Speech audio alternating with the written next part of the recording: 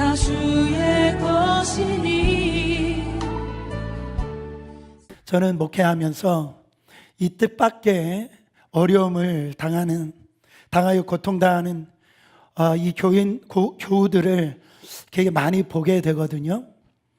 사랑하는 사람을 이렇게 사별하거나 이렇게 잃었거나 건강을 갑자기 잃었거나 그렇게 잘 되던 사업이 갑자기 이렇게 안 되거나 그리고 믿었던 그 사람에게 이렇게 배반을 이렇게 당하거나 그래서 그런 일들을 겪으면서 힘들어하는 그런 분들을 종종 보게 되어집니다.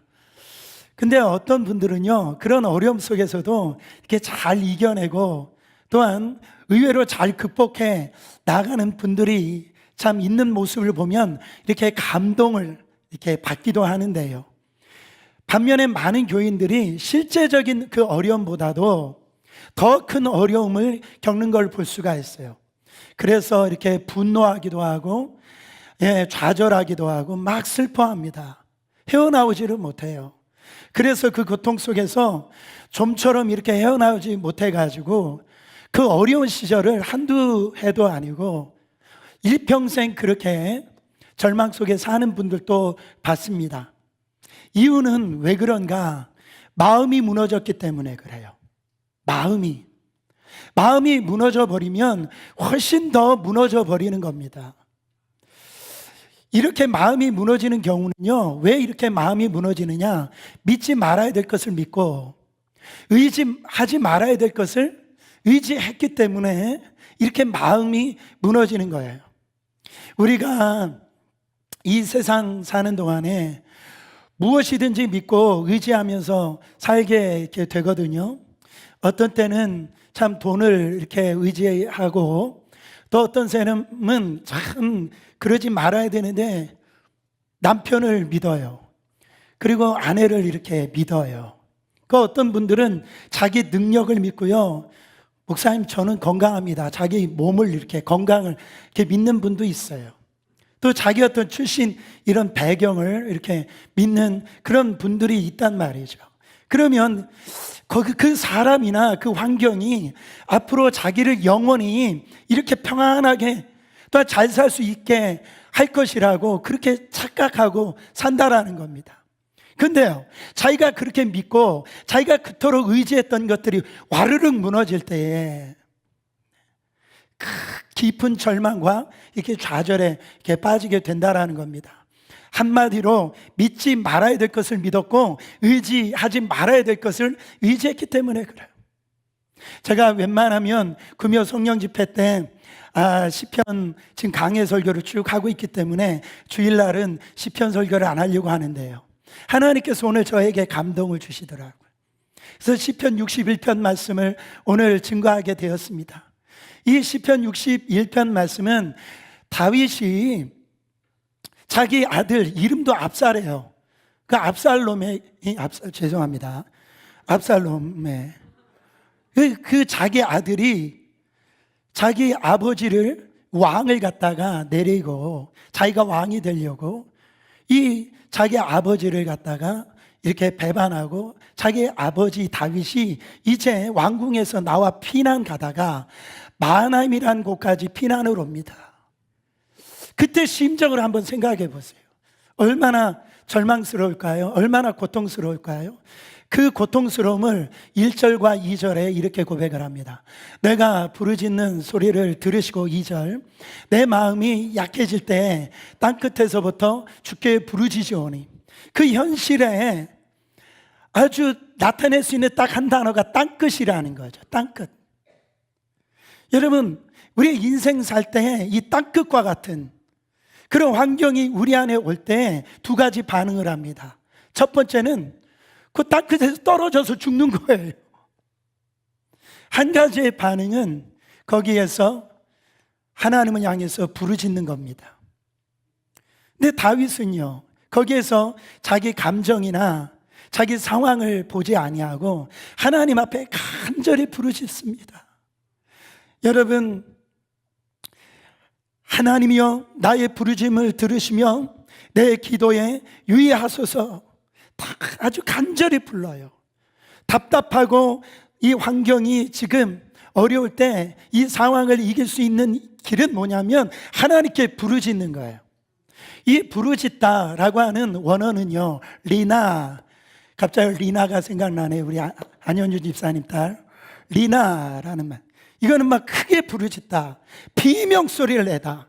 그러니까 지금 시편 61편을 다윗이 지금 이렇게 울부짖으면서 비명소리를 내는 가운데서 그런 환경 속에서 이 시편을 지금 기록하고 있는 겁니다.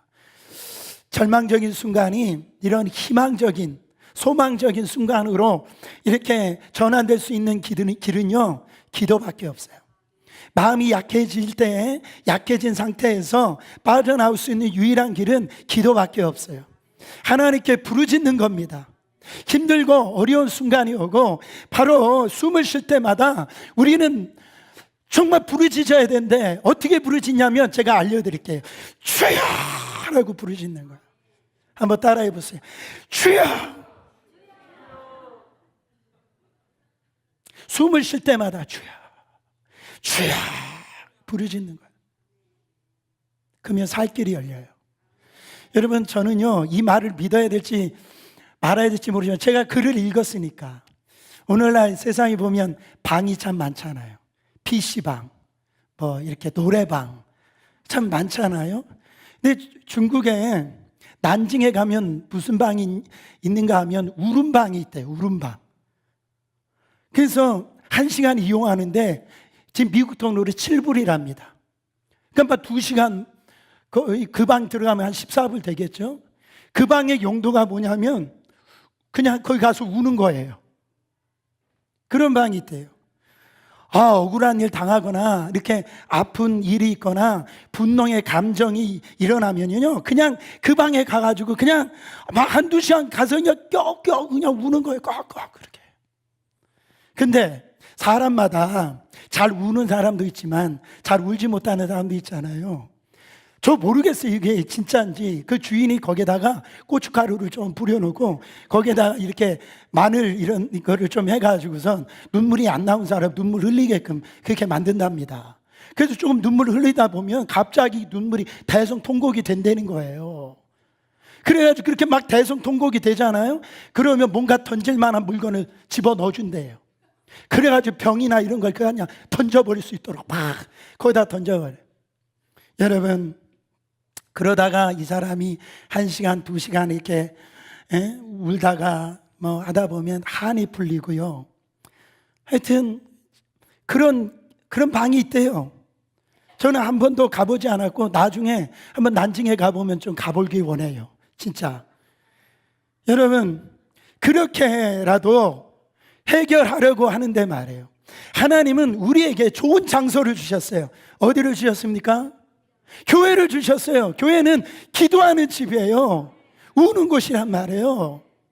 여러분 보세요. 교회 와서 마음껏 울고 마음껏 소리를 치고 찬양하고요, 막 그렇게 하는 곳이, 그렇게 부르짖고 기도하는 곳이 교회라는 거예요. 교회는 울 곳이라는 거예요. 우리가 어떤 분들은요, 그 사람이 그렇게 울고 비명 지르고 그럴 때 조금 이게 바더가 되는 분도 있을 수 있어요. 그럴 때 책망하지 말고 그분이 얼마나 어려우면, 얼마나 힘들면 저렇게 비명을 지르면서 저렇게 소리를 치면서 울까, 긍휼한 마음을 가지고 그분을 위해서 기도해 줘야 됩니다. 왜 그런 줄 아세요? 여러분, 어떤 누구도 그런 경우를 당할 수가 있기 때문에 그래요. 교회에서 안 울으면 어디 가서 울 거예요? 그렇지 않습니까? 우리 교회는요, 마음껏 우세요. 비명 지르세요. 저는 그거 가지고 뭐라고 하지 않습니다. 할렐루야. 여러분, 이런 경우는요, 거의 다 마음이 무너져서 그런 거예요. 다윗도 2절에 내 마음이 약해질 때 그랬어요. 원어로 보면 아다프라는 마음인데 마음이 심히 상한 거예요. 내 몸이 너무너무 연약한 거예요. 지금 다윗이 겪는 것은 단순한 어떤 육체적인 고통을 지금 이야기하고 있는 게 아닙니다. 다윗이 왕이었다가 자기 아들이 지금 반역으로 인해서 지금 피난 생활을 하니까 마음이 무너져 버린 거예요.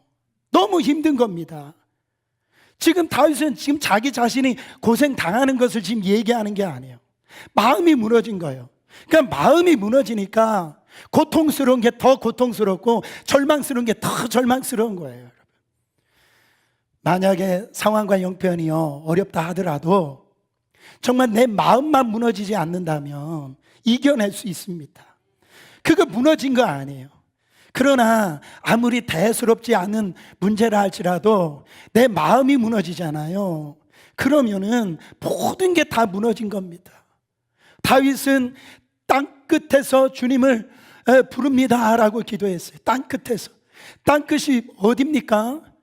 이런 거에 이젠 끝이 없다. 이제는 마지막이다. 그래서 종종 땅끝 안에 있는 분들이 그렇게 얘기하죠. 하나님, 이제는 나는 끝이에요. 나는 소망이 없어요. 나는 이제는 절망이에요. 그렇게 땅끝 안에 서 있는 분들이 그렇게 고백하고 있지 않아요? 여러분, 다윗의 이렇게 고백을 들으면서 아마 이 자리에 또 이렇게 얘기하는 분이 있을 줄 몰라요. 다윗! 당신은 나보다 그래도 나은 편이야. 다윗, 내가 겪는 고통은 지금 다윗보다 훨씬 커요. 이렇게 얘기하는 분들이 있을 거예요.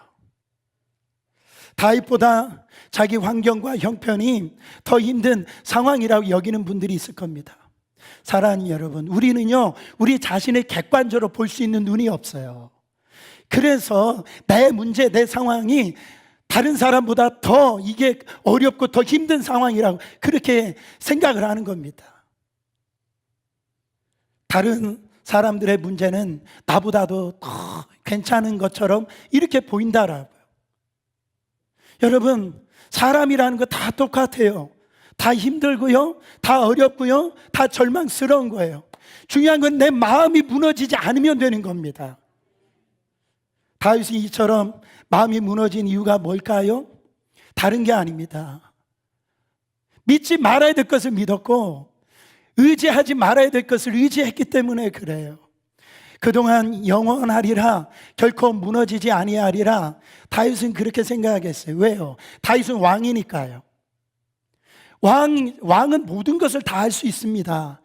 이 다윗의 왕위는 영원하리라, 하나님도 그렇게 인정할 것처럼 이렇게 얘기를 하셨거든요. 그런데 이 영원할 거라는 거 아는 이 왕권이 무너져 버린 겁니다. 그는 압살롬의 아버지였어요. 아들과 아들 관계입니다. 세상에 아버지를 반역하는 아들이 어디 있습니까? 아버지의 전 발등을 찢는 아들이 어디 있어요? 그리고 또 아버지를 죽이려고 달려들고요, 아버지의 아내, 아버지의 처를 말이죠, 첩을, 그것도 대낮 백주에 말이죠, 다른 사람들 많이 모아놓고 그 아버지의 첩을 갖다가 범합니다. 이런 아들이 어디 있습니까? 다윗은요 이런 상황이 되어서야 비로소 깨달았습니다. 이 왕이라는 권세, 아버지와 아들이라는 거, 여러분 그거 아무것도 아니구나. 내가 믿지 말아야 될 것을 믿었고 의지하지 말아야 될 것을 의지했구나. 여러분, 남편을 의지하는 거 아닙니다. 아내를 의지하는 게 아니에요. 사람을 의지의 대상이 아닙니다. 목사를 의지하는 대상이 아니에요. 그렇게 되면 우상 숭배가 되는 겁니다. 사람은 사랑의 대상이에요. 따라합니다. 사람은 사랑의 대상이다. 그러니까 사랑으로 사람을 대하지 불쌍히 보이고 긍휼히 보이고, 그래서 살 수 있는 거예요. 근데 자꾸 믿지 말아야 할 걸 믿고 의지하지 말아야 할 걸 의지하니까 마음이 무너지는 거예요. 부모가 자식을 자꾸 의지하고 의존하고 마음이, 왜? 섭섭한 마음이 들어오거든요. 아들이 어떻게 그럴 수 있지? 내가 어떻게 키웠는데 뭘 어떻게 키워요? 하나님 키우셨지. 그래가지고 결혼해가지고 마마보이들이 얼마나 많은지 몰라요.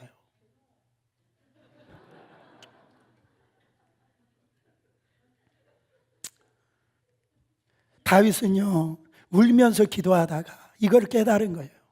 내가 의지하지 말아야 될 걸 의지하고 믿지 말아야 될 것을 믿었구나. 지금까지 흔들리지 않는 그 바위에서 서 있는 것이 아니었구나. 내가 어떤 것을 믿고 의지했다라는 것을 그러면서 내가 진짜 믿고 의지할 분을 그가 발견한 겁니다. 그가 믿고 의지했던 것이 무너졌을 때 다윗의 위대함이 여기 있는 거예요. 하나님을 바라봅니다. 여러분, 그 어떤 일이 있어도요, 그 하나님을 바라보는 사람들은 결단코 흔들리지 않아요. 다윗은 그 하나님을 오늘 성경에 높은 바위로 이렇게 표현을 합니다. 이 높은 바위가 구체적으로 어떤 역할을 하는지 이 3절과 4절에 세 가지로 그렇게 말을 하는데요. 3, 4절 읽어보세요. 주는 나의 피난처시요 원수를 피하는 견고한 망대심이니이다. 내가 영원히 주의 장막에 머물며 내가 주의 날개 아래서 피하리라. 첫 번째로 피난처시였다라는 거죠. 그 높은 바위, 하나님은 다윗의 인생의 피난처셨다라는 거죠. 다윗은요, 요즘 말로 하면 지명 수배자로 14년을 갔다가 바로 도피 생활을 한 거예요. 이때 사건과 이야기를 기록한 것이 사무엘하 21장부터 30장까지 무려 10장이나 걸쳐서 그 유배 생활에 대해서 낱낱이 성경에 이 도피 생활을 기록한 걸 볼 수가 있어요. 근데 그 도피 생활 가운데서 그가 고백하는 것은 오늘 3절 말씀처럼 주는 나의 피난처셨다. 다윗은 유난히 많이 도망 다녔어요. 지금 이 시를 기록할 때도 지금 압살롬을 이 피해서 지금 이 시를 쓰고 있는 겁니다. 바위 광야에는 저도 이게 뭐 LA 살 때 이렇게 광야 같은 것들을 보고 그랬지만은 광야에서는 나무가 없잖아요. 근데 광야는 이게 바위가 많이 있습니다. 그래서 어떤 바위는 큰 바위이기 때문에 참 그 뜨거운 햇살을 견딜 수 있는 그 바위 속으로 들어가서 숨어야 살 수가 있는 거예요. 그거를 지금 피난처, 바위로 둘러싸여 있는 그곳을 지금 다윗은 피난처라고 얘기를 하는 겁니다. 여러분, 힘들고 어려울 때에 숨을 수 있는 사람들은요, 숨을 곳이 있는 사람들은 그 사람은 복 있는 사람입니다. 삶에서 낭패를 당하고 이렇게 궁지에 몰려 있을 때 절망적인 그 시간에 피할 곳이 있는가가 중요하다라는. 요즘 자살하는 사람들이 많은데요, 사람들이 왜 자살합니까? 그거는요, 자살하는 이유가 여러 가지 있지만은 가장 큰 이유는 위기와 이런 어려움이 왔을 때에 피할 곳이 없었기 때문에 그래요. 그래서 가정에 있잖아요, 엄마가 좀 엄하면 아빠가 덜 엄해야 돼요. 가정에서 아빠가 엄하잖아요. 그러면 아내가 덜 엄해야 됩니다. 둘 다 엄하면 이거 큰일 나는 거. 아이들이 피할 곳이 없는 거예요. 둘 다 엄하면 아이들이 어디로 갑니까? 여러분, 삶이 짓누르는 압박감에 무너지는 사람들이요, 한둘이 아닙니다. 요즘 살아가는 가장들 보세요. 이게 지금 여기 남편들 늘 심심한 위로를 제가 드리는데요, 삶에서 비즈니스를 하고 물론 여성분들도 일하는 분들이 있을 텐데요, 그 가장의 무게가 얼마나 힘듭니까? 그렇죠? 근데 집에 와서 스윗홈 돼야 되는데 거기 와서도 돈 못 벌어다 주니까 막 눈이 말이죠. 벌써 아내가 그 눈빛 레이저 광선, 거기서 스트레스를 이렇게 받는 거예요. 그래가지고 요즘에 제 나이 돼가지고 속된 말로 객사하는 분들이 많이 있습니다. 웃을 일이 아니에요, 정말. 여러분, 아이들도 학교에서 요즘 공부하는 게 얼마나, 옛날 우리 공부하는 건 이건 아무것도 아니에요. 요즘에는 이 부모의 기대가 얼마나 큰지. 참, 재민이가 학교 회장 됐더니 내가 얼마나 기뻤는지 몰라요. 재민이가 학교 회장 됐대. 와, 아이들이 얼마나 학교에서 스트레스를 막 왕따, 뭐 시험 또 학원 다녀야죠. 근데 집에 와서 너 뭐 또 난리 나는 거예요. 쟤는 어디 학교 갔는데 너는 누구 닮아가? 누구 닮아? 부모 닮았지. 이렇게 속색이냐, 스트레스를 받는 거예요. 그래서요, 입시철만 되면 그 빌딩에서 떨어지는 애들이 한둘이 아니에요. 다윗은 주는 나의 피난처시요 이렇게 고백합니다. 다윗은요, 편안할 때 왕궁에서 이 고백을 하는 게 아니에요. 지금 인생의 가장 큰 위기, 절망적인 그런 험난한 삶을 넘나들면서 지금 이 고백을 하는 거예요. 여러분, 이 세상에는 완전한 피난처가 없어요. 세상은요, 우리를 보호해줄 수가 없는 거 아세요? 우리 주위에 많은 사람들이 있지만 내가 가장 위급하고 또 힘들 때, 문제가 닥쳐왔을 때 사실은 도와줄 사람이 없습니다. 하나님만이 우리에게 일어난 문제보다 더 크신 분이기 때문에 하나님만이 나의 피난처가 되셔야 돼요. 우리의 인생이 힘들고 어려울 때 주님은 나의 피난처십니다. 이 고백이 되는 사람은 살 길이 열리는 거예요. 승리하게 되는 겁니다, 여러분. 타이타닉호 있잖아요. 첫 항해를 시작할 때에 그 영국 신문에 대석 특필이 나왔는데 뭐라고 특필이 나왔냐면 하나님도 가라앉힐 수 없는 배, 그렇게 신문에 이렇게 대석 특필이 된 거예요. 웬걸요?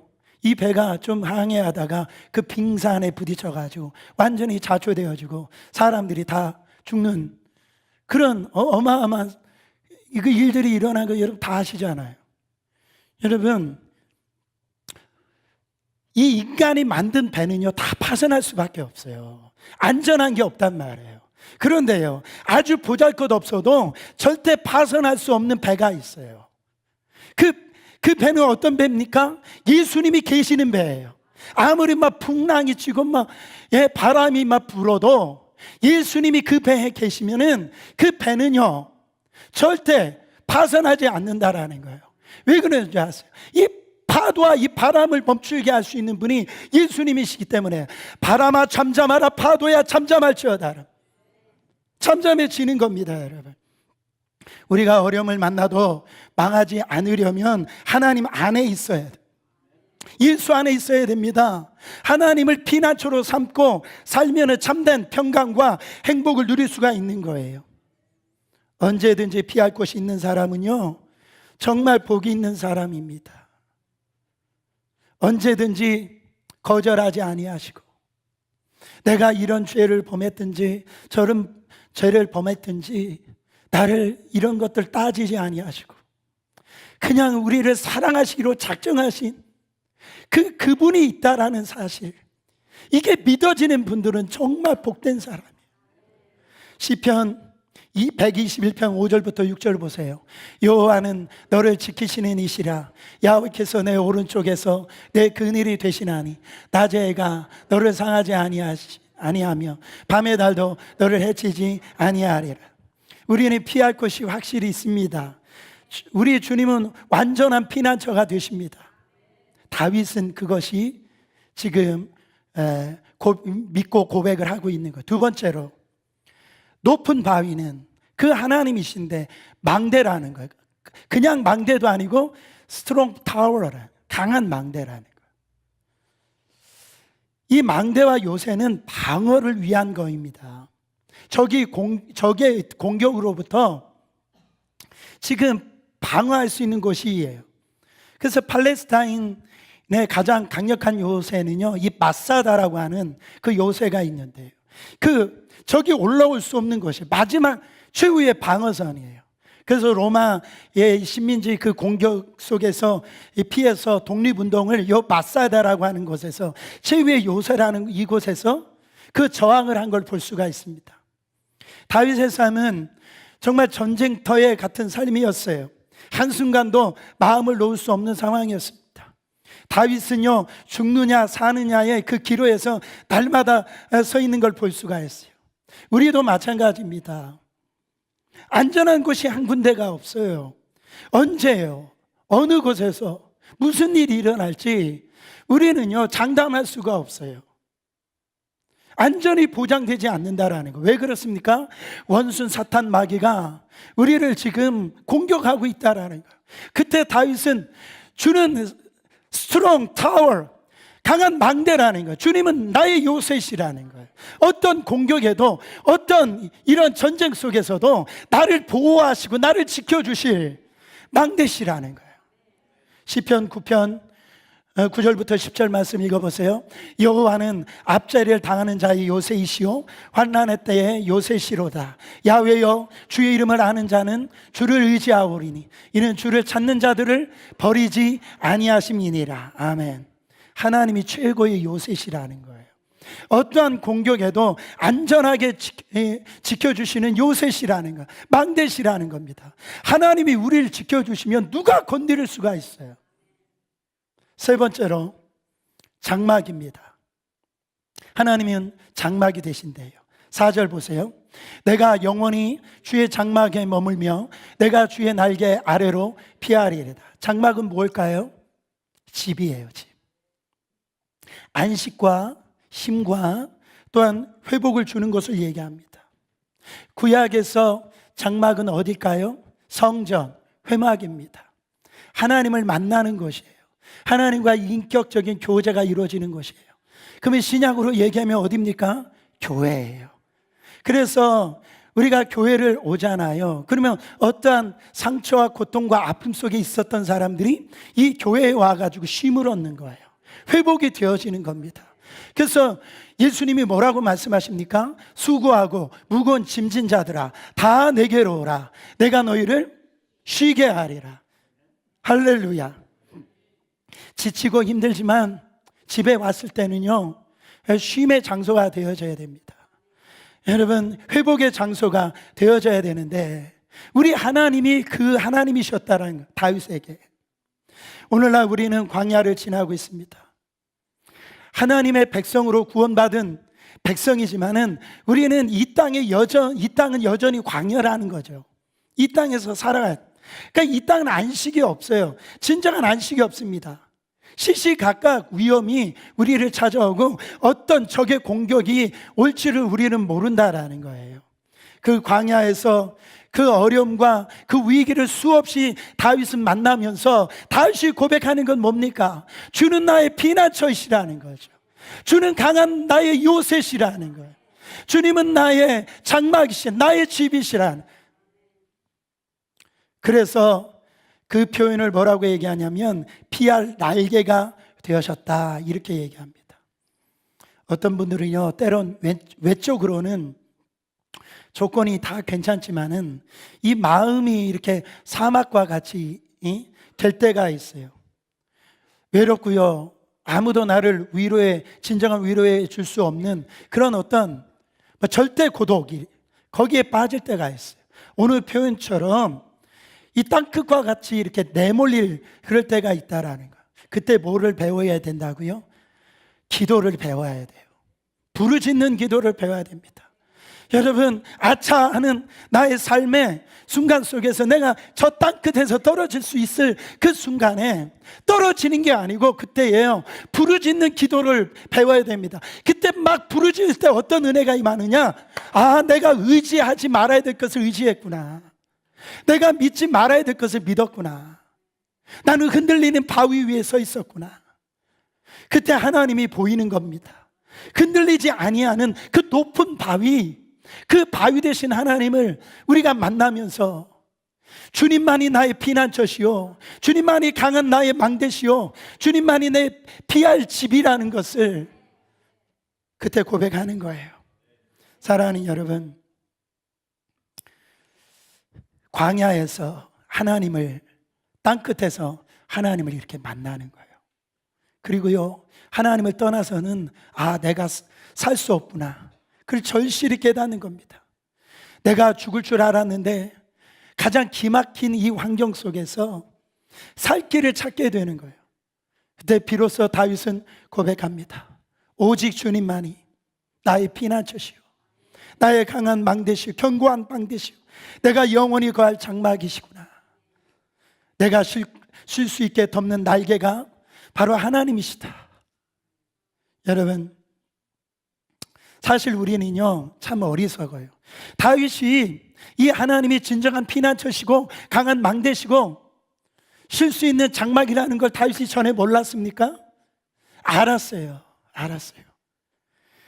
너무나 잘 알면서도 이 눈에 보이지 않는 하나님보다 눈에 보이는 것을 내가 의지하고 믿었기 때문에 그래요.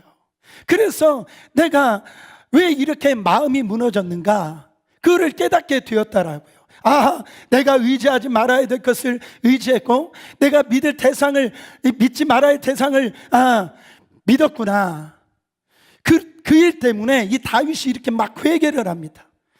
내가 영원히 붙들 분은 바로 하나님이시다. 그래서요, 그 하나님 앞에 이 다윗처럼 막 부르짖고 막 기도를 하잖아요. 그러면 내 마음 안에 놀라운 변화가 일어나요. 그렇게 눈물로 막 기도하는데 갑자기 어떻게 되느냐? 내 입에서 찬송이 터져 나와요. 막 기쁨이 나온단 말입니다. 여러분, 이거 기도해 본 분들만 알아요. 그래서요, 그런 고백들이 있기 때문에 찬송가 370장 2절에 주 안에 있는 나에게 뭐라고 찬양합니까? 그 두려움이 변하여 내 기도 되었고 전날의 한숨 변하여 내 노래 되었네. 더 하고 싶지만 집에 가서 하세요. 그거는 시간이 없어요. 그러니까 내가 주님 앞에 아마 두려움 속에 있다가 막 주님 앞에 기도를 했더니 이 한숨 소리가 내 노래가 되었답니다. 내 찬양이 되었다라는 거예요. 어떻게 이런 일이 일어납니까? 반석 되실 주님을 만난 거예요. 피난처 되실 주님을 경험한 겁니다. 내가 진정 의지할 분을 만나게 된 거예요. 그러니까 절망과 아픔 속에 있던 사람들이 그 피난처 되신 예수님을 만나니까 찬양이 터져버린 거예요. 오늘날 이렇게 무너진 것이 있습니까? 사람 때문에, 이렇게 재정 때문에, 건강 때문에, 실직 때문에. 여러분, 혹시 내가 꿈꾸고 계획했던 그런 것들이 좌절을 겪었기 때문에, 여러분, 절대 절망하지 마세요. 걱정하지 마세요. 우리에게는요, 놀라운 복음이 있어요. 그게 뭡니까? 예수 그리스도 안에서 이미 우리는 높은 바위에 서 있는 은혜를 이미 주어짐을 받았다라는 거예요. 신약의 그 바위가 누굽니까? 예수 그리스도세요. 자, 고린도전서 10장 4절 읽어보세요. 다 같은 신령한 음료로 마셨으니 이는 그들을 따르는 신령한 반석으로부터 마셨으며 그 반석은 누구시라? 그리스도시라. 우리 그리스도는요, 반석이시라는 거예요. 이 반석이라는 의미가 뭡니까? 변함이 없다라는 거예요. 흔들림이 없다라는 거예요. 그래서 히브리서에 그렇게 고백하지 않습니까? 예수 그리스도는 어제나 오늘이나 영원토록 동일하시니라. 흔들리지 않으신다라는 거예요. 그래서요, 우리는요, 이분을 우리의 해야 될 것은 예수 그리스도를 우리의 마음으로 영접하고 그분을 왕으로 우리가요, 이 영접하면 우리는 반석 위에 서는 자가 됩니다. 우리는 뭐만 하면 돼요? 이 왕이신 이분, 우리 마음속에 들어오신 이 왕이신 이분의 통치를 받고 다스림을 받으면 우리는 흔들리지 아니하는 그런 인생이 된다고요, 여러분. 고린도후서 4장 7절부터 9절 보세요. 우리가 이 보배를 질그릇에 가졌으니, 이 말이 뭡니까? 예수 그리스도가 질그릇과 같은 내 안에 오셨다라는 거예요. 쉽게 깨지고 부서지고 쉽게 불평불만, 거기에 오셔서 어떤 인생으로 만들어 놓으셨다라는 거예요. 사방으로 의젓사함을 당하여도 쌓이지 아니하며 답답한 일을 당하여도 낙심하지 아니하며 박해를 받아도 버림받지 아니하며 거꾸리 트림을 당하여도 망하지 아니하고, 이런 인생으로 만들어 놓으신다고요. 그래서요, 내가 예수님을 잘 믿고 있는지 안 믿고 있는지 확인할 수 있는 일은 뭐냐면 이 어려운 일을 만나보면 알아요. 내가 이 절망의 순간을 경험해 보면 내가 정말 잘 믿고 있는지 안 믿고 있는지를 알아요. 여러분, 정말 예수 안에 있는 사람들은, 이 예수 그리스도가 내 안에 모신 사람들은 흔들리지를 않아요. 저런 우겨싸움을 당하여도요, 저런 답답한 일을 당하여도요, 박해를 받아도요, 그 예수 그리스도가 내 안에 오신 사람들은 거꾸로 트림 당하지 않고 망하지 않는단 말이에요. 그런데 자꾸 흔들리면 지금 내가 예수를 잘 믿고 있지 않은 거예요. 때때로 이렇게 믿고도 슬프고 분노하고 절망하고 그렇다면 아직도 내가 예수님을 잘 믿고 있지 않는 거예요. 여러분, 우리가 정말 힘들 때 하나님 어디 계신 거야? 하나님 도대체 뭐하고 계시는 거야? 막 이렇게 단식할 때가 있어요. 여러분, 왜 이런 단식을 합니까? 그 하나님이 어디에 계세요? 어디에 계세요? 여러분 몰라요? 아직도? 여러분 안에 있단 말이에요. 여러분 안에, 여러분 그 안에 예수가 계시단 말이에요. 제가요, 이분을 참 설교 준비하면서 이렇게 나누길 원했거든요. 그 신성일 씨라고. 근데 어제 이분이 돌아가셨어요. 제가 그래서 설교 준비도 잘해야 되겠구나, 뭐 그런 생각도 이렇게 가졌는데, 이분이 폐암 3기셨어요. 네, 그가요, 이 암이 몸에 들어온 다음에 그분이 이제 신문 그 기자하고 그 인터뷰하는 기사를 제가 읽어봤는데 완전히 삶이 바뀌었대요. 식성도 달라지고, 그리고 생활 습관도 달라지고, 인간관계도 달라지고, 마음도 달라졌대요. 그 아내가 엄앵란 씨 아닙니까? 근데 이분이 암에 걸리고 난 다음에 내가 이 자기 아내한테 얼마나 못했는지, 얼마나 이 못된 짓을 많이 했는지, 이 사람이 이 신성희 씨 그런 얘기 할 사람이 아니었는데, 이 암이 걸리고 난 다음에 그런 사람이 된 거예요. 여러분, 암이 몸 안에 들어와도 삶이 이렇게 달라진다고 한다면 예수가 우리 안에 들어왔는데 어떻게 삶이 안 달라질 수 있어요? 여러분, 암이 좋으세요? 예수가 좋으세요? 이것도 헷갈려요 지금. 암이 좋으신 거예요? 예수가 좋으신 거예요? 예수가 우리 안에 계신데요. 암은 왜 그렇게 신경 쓰시면서도 예수님을 왜 그렇게 소홀히 여깁니까? 내 안에 들어오신 예수님을 왜 소홀해요? 암 관리하는 것만큼 예수님만 관리해 보세요. 빌립보서 2장 13절 보세요. 너희 안에서 행하시는 이는 하나님이시니 자기의 기쁘신 뜻을 위하여 너희로 소원을 두고 행하게 하시오. 여러분, 그럴 때 있죠. 내가요, 하나님의 기쁘신 뜻을 좀 감당하고 싶다. 예? 하나님의 그 일들을 내가 이루고 싶다. 이런 마음이 생길 때가 있죠. 그 마음을 누가 주시는 겁니까? 여러분 안에 있는 내 속에서 행하시는 그분 예수가 있기 때문에 내가 하나님의 기쁘신 뜻을 이루어야 되겠구나. 다 있지 않습니까?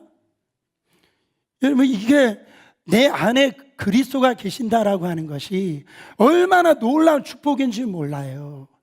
내가 주님의 일을 감당하고 싶다라고 생각하는 이게 드는 것이 내 안에 주님이 계시는구나. 얼마나 엄청난 기적입니까? 그때 우리는요, 우리 안에 계시다면 우리는요, 어떤 형편에서도 우리는 아직 끝난 게 아니에요. 우리가 할 일은 오직 이 바위 대신 그 예수님만이 나를 나의 의지하고 내가 믿고 살 반석임을 우리가요 이렇게 분명히 알고 그 예수님을 나의 왕으로 이렇게 영접을 하면 우리의 삶은 이분이 때로는 피난처가 되어주시고 강한 망대가 되어주시고 그렇게 주의 장막으로 우리를 인도해 주셔서 주의 날개 아래 우리를 품어주신단 말이에요. 여러분, 놀라운 일들이 일어납니다. 그분이 우리 안에 들어오면 내가 원수도 용서하고 사랑하는 사람이 된다니까요. 주님을 믿고 오직 예수님만 의지하고 이 내 안에 들어오신 이분이 다스림을 받으시면은요, 바로 원수도 용서하는 역사가 일어나요. 이분이 세상 살아가는데 뭘 두려움이 있겠습니까? 원수도 사랑한 사람이 세상에 무슨 걱정거리가 있겠어요? 누구로부터 이렇게 비난받을지라도요, 화가 나지 않아요. 하나님의 사랑을 믿으니까요, 염려, 걱정, 불평, 원망이요, 내 입에서 떠나가고 감사만 나옵니다. 내가 저 천국을 갈 것을 이렇게 믿고 바라보니까 이 땅의 고난도 조금도 이렇게 두렵지 않고 축복이라고 믿어지는 거예요. 여러분, 이 사람은 굳건한 반석 위에 지금 서 있는 겁니다. 우리가 알 일은 다시 한 번 더 바로 이 오직 예수님만을 의지하고 믿을 뿐이죠. 의지할 뿐이죠. 높은 바위시죠. 그분을 나의 왕으로, 나의 주님으로 영접하면 그분이 나의 삶 가운데 이렇게 피난처가 되어주시고 망대가 되어주시고 우리의 피할 수 있는 집이 되어주신다라는 거예요. 사랑하는 여러분, 흔들리지 않고 무너지지 않는 삶을 살 거라는 겁니다. 아직도 우리가 돈을 믿고 권력을 믿고 건강을 믿고 자기 힘을 믿는다면 그것은 무너질 때가 반드시 온다. 왜요? 그것은 절대로 믿을 대상이 아니니까 그래요. 여러분, 곰곰이 한번 생각해 보세요. 내가 왜 마음이 무너졌는가? 오히려 내가 믿고 의지하고 했던 그것이 무너지는 게 축복입니다. 그 속에서 내가 믿지 말아야 될 걸 믿고 의지하지 말아야 될 것 의지해서 내가 이런 고통을 당하는구나, 이거를 깨닫는 게 그게 축복이 될 수 있어요. 다윗은 그거를 지금 믿게 되어진 겁니다. 자기 힘으로는 정리하지 못했기 때문에 하나님께서 이렇게 정리해 주신 거예요. 그것이 이렇게 되어져 있는 이 다윗은요, 하나님 앞에 이 피난처 되신, 진정한 피난처 되신 주님 앞에 앞으로 오직 왕 중에 왕이신 하나님만 노래하며 하나님을 위해서 살겠다라고 서원을 합니다. 8절 말씀 읽어보세요. 그리하시면 내가 주의 이름을 영원히 찬양하며 매일 나의 서원을 이행하리라. 다윗은 하나님께 서원을 이행하겠다라고 지금 말합니다. 이 말은 이런 말이에요. 주님, 한 번만 나에게 기회를 주시면 제가 제대로 한번 주를 위해서 살겠습니다. 여러분, 우리도 이런 소원을 많이 했잖아요. 하나님의 은혜를 받아본 사람들은요, 분명히 경험하셨을 거예요. 주님의 은혜가 이렇게 막 밀려올 때 우리 안에 자연스러운 반응이 일어나는데, 하나님, 내가 하나님을 위해서 이렇게 살길 원합니다. 하나님의 뜻을 위해서 내가 이렇게 살기를 원합니다. 결단이 임한다고요. 소원은 어떤 면에서 자연스러운 겁니다. 은혜를 많이 받았지만은 그런 소원하는 그런 결단이 없다라고 한다면, 그런 반응이 없다라고 한다면 그거 은혜 받은 게 아닙니다. 사실 진짜 은혜 받으면은요, 누가 시킨 것도 아니에요. 누가 그렇게 하라고 한 것도 아니에요. 내가 그렇게 하고 싶어요. 내가 그런 삶을 살고 싶어요. 그런 결단이 내 안에서 일어난단 말입니다, 여러분. 다윗은 그거를 잊고 있었기 때문에 이런 마음이 무너지는 그 환경 속에서 주님을 앞에 간절히 부르짖을 때 이런 하나님을 향한, 내가 믿지 말아야 될 것을 믿고 또 의지하지 말아야 될 것을 의지했구나, 이거를 깨닫고 난 다음에 이 무너진 것이 오히려 감사하구나, 그렇게 막 찬양하면서 내가 하나님 앞에 그 은혜에 따라서 결단을 함으로 소원하는 걸 볼 수가 있습니다. 여러분, 지금 땅 끝에 서 있는 분들이 있습니까? 더 이상 피할 수도 없고 나 힘으로는 결코 해결이 할 수도 없는 그런 문제 속에서 그런 막다른 길에 있는 분들이 있습니까? 마음이 약해져서, 마음이 무너져서 추스릴 수도 힘들 정도로 마음이 연약하신 분이 계십니까? 지금 내가 광야로 이렇게 내몰린 채 살아간 분이 있다라면 살 길은 하나밖에 없어요. 뭐 하는 거예요? 부르짖는 거예요. 하나님을 향해서, 높은 바위 되신 하나님을 향해서 부르짖는 겁니다. 어려움 속에서도 하나님을 찾고, 내가 이 평상시에도 하나님 앞에 부르짖는 이 기도, 그 인생에는요, 서광이 비치는 거예요. 빛이 비치기 시작하는 거예요. 여러분, 주께로 피하십시오.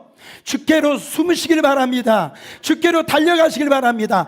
딴 곳에서 딴 곳으로 빠지지 마시고, 다른 것을 의지하지 마시고, 오늘 아버지 우리를 완벽한 피난처가 되어주신 그런 하나님께로 나아가는 여러분 되시기를 간절히 축원합니다.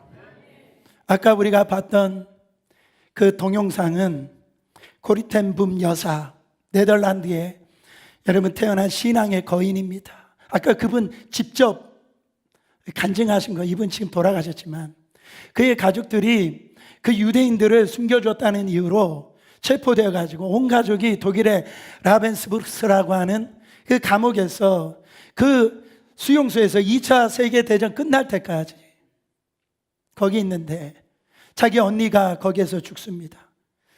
여러분, 그런데 이 코리 텐 붐 여사는 기적적으로 살아요. 코리 텐 붐 여사가 나치 수용소에서 4개월간 독방에 이렇게 갇혀 있을 때, 아까 우리가 간증을 들어본 것처럼 그런 어두컴컴한 바닥에서 그 더러운 물이 이렇게 고여 있는 곳에서 옆방에서는요, 지금 낮밤 구분 없이 막 질러대는 그 비명 소리가 막 들리죠. 또 뭐 이런 고문 받을 것 같은 그런 어떤 두려움이 이렇게 오니까 이게 견딜 수가 없는 거예요. 그때 벽에 등을 기대대고 하나님을 향해서 손을 뻗습니다. 아니, 그 벽이 자기의 손을 뻗치도록 했는지도 모른대요. 그러면서 뭐라고 아까 기도합니까? 주님, 저 견딜 수 없어요. 이제는 이 견딜 만한 믿음이 없어요. 그때 갑자기 바닥에 기어다니는 개미를 본 거예요. 그 천장에서 물방울이 이렇게 떨어지는데 이 개미가 그 물방울 떨어지는 걸 피해가지고, 그것도 이 개미가 자기가 피할 곳이라고 생각하는 곳에 그 달려가는 거예요. 그 모습을 보고 코리 텐 붐 여사에게 하나님이 주시는 음성으로 이렇게 듣습니다. 저 개미를 보아라. 바닥에 물이 있는 것들 보고도 숨을 곳으로 이 달려가지 않느냐. 코리아, 너희 약한 믿음을 보지 말아라. 내가 바로 너의 피난처라.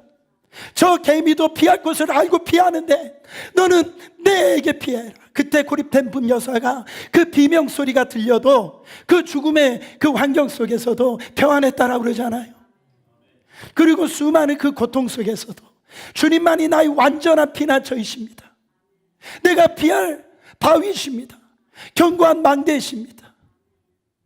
그가 정말 그 은혜를 받고선 하나님이 자기를 살려주신 이 피난처 되신 예수 그리스도를 경험하고 난 다음에 이 은혜를 증거하는 그 소원을 하나님 앞에 하지 않습니까? 내가 주의 영광을 위하여, 주의 나라를 위하여 내가 살기를 원합니다. 여러분, 하나님께 부르짖고 기도하세요. 살 길이 열립니다. 그때 내가 의지하지 말아야 될 것을 의지했구나, 내가 믿지 말아야 될 것을 믿었구나, 그걸 깨닫는다고요. 오히려 그것이 무너진 것이, 그것이 감사한 일이었구나, 그를 발견할 때에 아, 나는 피할 곳은 오직 예수님 한 분밖에 없구나. 그때만이 살 길이 열리는 겁니다. 그러면은 그 한숨 소리가 찬양 소리가 되어지고 그 절망이 변해서 우리의 삶에 하나님의 영광을 위해 쓰임을 받는 그 도구가 되어진다라는, 주님만이 여러분의 피난처이십니다.